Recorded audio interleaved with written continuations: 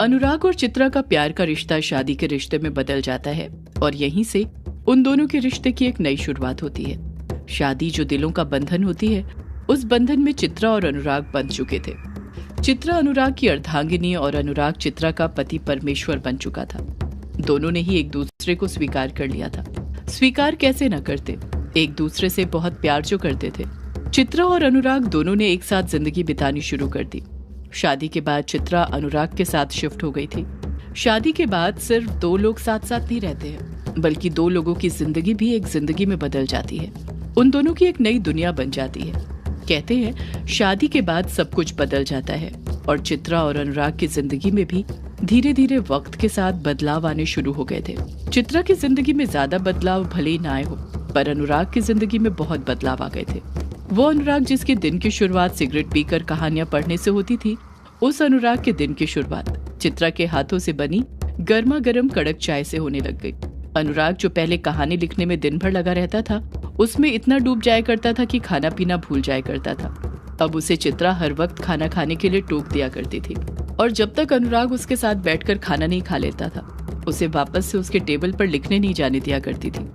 वो रात जो अनुराग अपनी कहानियों के साथ बिताया करता था, कहानियां लिखा करता था, अपनी कहानियों के कैरेक्टर से बातें किया करता था, वो रात अनुराग चित्रा के साथ बिताने लग गया। उसकी बाहों में सिमट कर सोने लग गया ताकि चित्रा को पति सुख दे सके। अनुराग चित्रा को दुनिया की सारी खुशियां देना चाहता था। वो नहीं चाहता था कि एक पल के लिए भी चित्रा को ये लगे कि उसका प्यार चित्रा के लिए कम हो रहा हो। अनुराग का प्यार चित्रा के लिए वक्त के साथ बढ़ते जा रहा था, और वो चित्रा के दिल में और ज्यादा जगह बनाते जा रहा था। चित्रा के लिए भी अनुराग ही उसकी जिंदगी बन गया था। चित्रा अपनी पेंटिंग तो करती थी, साथ में घर के सारे काम कर दिया करती थी। खाना बनाने से लेकर घर में पोछा लगाने तक वो अनुराग को एक काम को हाथ नहीं लगाने दिया करती थी। यहाँ तक कि उसे चाय का एक कप तक नहीं उठाने दिया करती थी। वो चाहती थी कि अनुराग अपनी कहानियों पर पूरा ध्यान लगाए, ज्यादा से ज्यादा वक्त अपनी कहानियों के साथ बिताए, ताकि उसकी नॉवेल जल्दी कंप्लीट हो, क्योंकि वो अनुराग को एक बड़े लेखक के रूप में देखना चाहती थी। वो चाहती थी कि अनुराग का हर सपना पूरा हो, कोई सपना अधूरा न रहे। कहानी लिखते वक्त या सोचते वक्त अनुराग जब भी सिगरेट जलाने के लिए निकालता, तो चित्रा अनुराग के पास आ जाती और उसके हाथ से सिगरेट छीनते हुए कहती, ये बिल्कुल गलत बात है। कहानी लिखनी है आपको लेखक बाबू, फेफड़े नहीं जलाने हैं। कहानी लिखने के लिए फेफड़े जलाने की क्या जरूरत है? कहानी दिल से लिखनी है। अगर वहीं दिल में धुआं भर दोगे तो फिर कहानी कैसे लिख पाओगे आप? चित्रा ये बात अनुराग से हर बार इतने प्यार से कहती कि अनुराग चाहते हुए भी चित्रा को मना नहीं कर पाता, और सिगरेट को सुलगाना छोड़कर वापस कहानी लिखने लग जाया करता।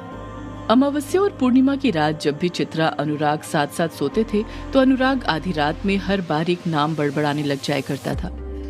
एक ऐसा नाम जिसे सुनकर चित्रा हैरान रह जाया करती थी। उस नाम को अनुराग के मुंह से सुनकर चित्रा की नींद उड़ जाया करती थी। वो रात भर सो नहीं पाया करती थी, और वो नाम था यक्षिणी का। अनुराग हर महीने की अमावस्या और पूर्णिमा की रात को यक्षिणी का नाम नींद में बड़बड़ाया करता था। जब अगली सुबह होती और चित्रा अनुराग से पूछती कि वो यक्षिणी का नाम क्यों बड़बड़ा रहा था, तो वो कुछ बता नहीं पाता। उसे याद ही नहीं रहता कि वो नींद में कोई नाम बड़बड़ाया भी करता था। अनुराग ने चित्रा को यक्षिणी की वही कहानी सुनाई थी जो मिस्टर स्टीफन ने उसे सुनाई थी। यक्षिणी की कहानी सुनकर चित्रा हैरान हो गई थी। उसने ये कहानी पहली बार सुनी थी। उसे तो इस कहानी पर यकीन भी नहीं हो रहा था। जब अनुराग ने चित्रा से पूछा, क्या चित्रा जी सच में एक ऐसी डायन हो सकती है जो मर्दों को अपनी हवस का शिकार बनाती है, सिर्फ अपने अभिशाप के कारण? तो चित्रा हमेशा अनुराग से हंसकर ये कह दिया करती, अनुराग जी, ये सिर्फ एक कहानी है, और कहानी और हमारी जिंदगी में बहुत अंतर होता है। कहानियां सिर्फ कहानियां होती हैं, जिंदगी नहीं। पर अनुराग के लिए तो कहानियां ही उसकी जिंदगी थी। वो कहानियां जिसमें वो डूबना चाहता था, पूरी तरह खोना चाहता था, पर खो नहीं पा रहा था। कुछ था जो उसे कहानियों में डूबने से रोक रहा था। वो जब भी अपने फोकस के साथ कहानी लिखने की कोशिश करता, तो उसका ध्यान चित्रा की तरफ चले जाया करता, जो कभी पेंटिंग कर रही होती तो कभी घर के काम। कमरे के अंदर जरा सी भी हलचल होती तो अनुराग का ध्यान उस तरफ चले जाया करता था, और वो अपनी कहानियों पर फोकस नहीं कर पाता था। अपनी कहानी के बारे में सोच नहीं पाता था, और कभी सोच लेता था तो उसे कागज के पन्नों पर उकेर नहीं पाता था, क्योंकि कहानी लिखने के लिए उसे एकांत की जरूरत थी, जहां उसे किसी भी तरह का डिस्टरबेंस ना हो। पर इतना सब होने के बावजूद भी अनुराग ने कभी चित्रा को इस चीज का एहसास नहीं होने दिया कि चित्रा का प्यार उसे चित्रा के तो करीब ला रहा था, पर उसकी कहानियों से दूर ले जा रहा था। अनुराग और चित्रा का कॉलेज खत्म हो गया था। अनुराग और चित्रा ने अपनी पीजी की पढ़ाई कंप्लीट कर ली थी और दोनों ही उसमें अच्छे नंबरों से पास हो गए थे। कॉलेज खत्म होने के बाद चित्रा की जिंदगी पूरी तरह से बदल गई। कॉलेज खत्म होते ही चित्रा को पेंटिंग के नए नए ऑफर आने शुरू हो गए। वो कमीशन बेस पर लोगों के लिए पेंटिंग बनाने लगी, जिसे लोग अपने घर में सजाकर घर की रौनक बढ़ाते थे। गुजरते वक्त के साथ ही चित्रा की पेंटिंग्स बड़ी बड़ी जगहों पर एग्जीबिशन में भी लगने लगी। वो पेंटिंग्स महंगे दामों पर बिकने लग गई। चित्रा की अच्छी कमाई होने लग गई थी। वो अपनी जिंदगी के साथ अपने करियर में भी आगे बढ़ने लग गई थी। जहाँ एक तरफ चित्रा अपनी पेंटिंग के करियर में आगे बढ़ते जा रही थी, तो वहीं दूसरी तरफ अनुराग अपनी जिंदगी में पीछे जाने के साथ साथ अपने करियर में भी पीछे जाते जा रहा था। उसे अपने सपने टूटते हुए नजर आने लग गए थे, क्योंकि कॉलेज खत्म होने के 2 महीने बाद भी वो अपना नॉवेल कंप्लीट नहीं कर पाया था, जिसे वो कॉलेज में रहते ही लिखकर पब्लिश कराना चाहता था। वो अपना नॉवेल लिखकर खत्म करता भी कैसे? उसका आधे से ज्यादा ध्यान तो चित्रा में ही लगा रहता था और नॉवेल लिखने के लिए उसे कहानी में घुसना पड़ता था, जो वो नहीं कर पा रहा था। जहाँ पहले उसके हाथ अपने आप चलने लग जाते थे, अब उन्हीं हाथों को लिखने में बहुत मुश्किल हो रही थी। अनुराग अंदर ही अंदर से टूट गया था। उसकी समझ में नहीं आ रहा था कि वो अपना नॉवेल क्यों नहीं लिख पा रहा था। अनुराग को यूं टूटते हुए देख कभी कभी चित्रा भी टूट जाया करती थी, पर वो अनुराग को कभी इस बात का एहसास नहीं होने देती थी, क्योंकि वो जानती थी आदमी और कमजोर बन जाता है जब उसके आसपास के कंधों का सहारा भी कमजोर पड़ने लग जाता है। चित्रा जानती थी कि अगर वो टूट गई तो अनुराग के अंदर जो बची खुची उम्मीदें हैं वो भी टूट जाएंगी, और वो ऐसा नहीं चाहती थी। इसलिए हमेशा उसके कंधों का सहारा बनते हुए उसके साथ खड़ी रहती, और जब भी अनुराग टूटने लग जाता तो चित्रा उसके पास जाती और उसके कंधों को दबाते हुए उससे बड़े प्यार से कहती, अच्छी चीजों को बनने में वक्त लगता है अनुराग जी, और मुझे पता है आप एक बहुत अच्छी नॉवेल लिख रहे हैं। देखना, जिस दिन ये नॉवेल पूरी होगी, छपकर लोगों के हाथों में आएगी और लोग इसे पढ़ेंगे तो लोगों के दिलों पर छा जाएगी। सबकी जुबान पर आपका ही नाम होगा। बस मेहनत करते रहिए, हौसला मत हारिए, मैं हूं ना आपके साथ। फिर क्यों लिखने से घबरा रहे हैं आप? लिखते रहिए, कलम उठाइए और लिखिए अनुराग जी। चित्रा की ये बात सुनकर अनुराग को हिम्मत मिलती और अनुराग उसको देखकर बड़े प्यार से मुस्कुराता और फिर से पूरी मेहनत के साथ कहानी लिखने लग जाया करता। जहाँ एक तरफ अनुराग अपनी नॉवेल लिखने में लगा हुआ था, वहीं दूसरी तरफ चित्रा का काम भी दिन ब दिन बढ़ाते जा रहा था। उसे पेंटिंग के बड़े बड़े ऑफर आने लग गए थे।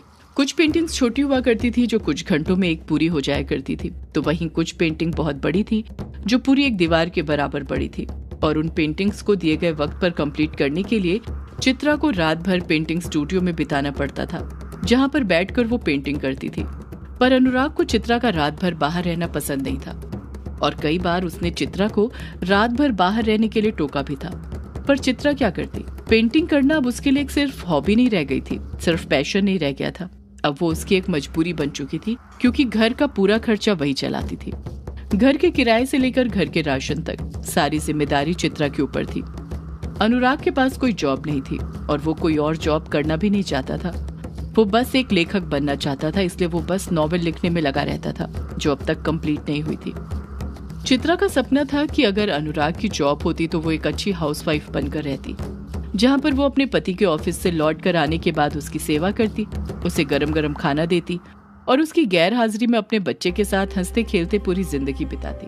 पर सपने कहाँ इतनी आसानी से पूरे होते हैं। हम जिंदगी जीने के सपने देखते कुछ और हैं और जिंदगी जीते कुछ और हैं। रात भर घर से बाहर रहने पर चित्रा को भी अनुराग का यूं टोकना पसंद नहीं था।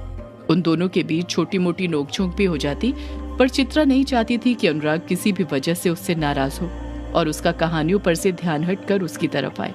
इसी वजह से उसने एक दूसरा मकान किराए पर ले लिया। रूम शिफ्ट करने की एक और वजह थी, वो ये थी कि इससे पहले अनुराग मिस्टर स्टीफन के यहाँ किराए पर जिस कमरे में रहा करता था, वो कमरा बस 12 बाई 8 का था, जो कि बहुत छोटा था, क्योंकि उसी कमरे के अंदर किचन था, वहीं पर बेडरूम था और वहीं पर अनुराग अपनी टेबल के पास बैठकर कहानियां लिखा करता था। थोड़ी बहुत जो जगह बची थी वो अनुराग की किताबों ने घेर ली थी। उस रूम में चित्रा के पास स्पेस ही नहीं था जहाँ पर वो पेंटिंग कर सके। वो बहुत एडजस्ट कर चुकी थी, पर अब और नहीं करना चाहती थी। वो भी पूरी तरह अपने पेंटिंग के करियर पर फोकस करना चाहती थी।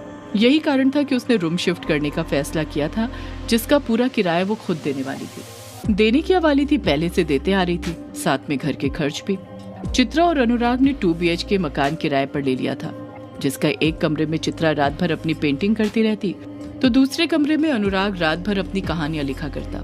वो दोनों साथ रहते हुए भी साथ नहीं थे।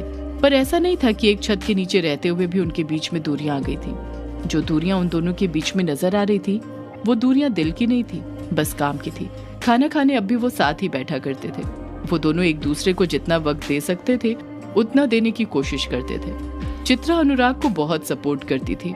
वो अपने करियर के लिए और अनुराग के लिए दिन रात मेहनत करती थी। चित्रा को इतनी मेहनत करते देख अनुराग के अंदर भी कुछ कर गुजरने की तड़प फिर से पैदा हो गई थी। उसने ठान लिया था कि जितना सपोर्ट और मेहनत चित्रा उसके लिए कर रही है, उससे कहीं ज्यादा मेहनत वो चित्रा के लिए करेगा।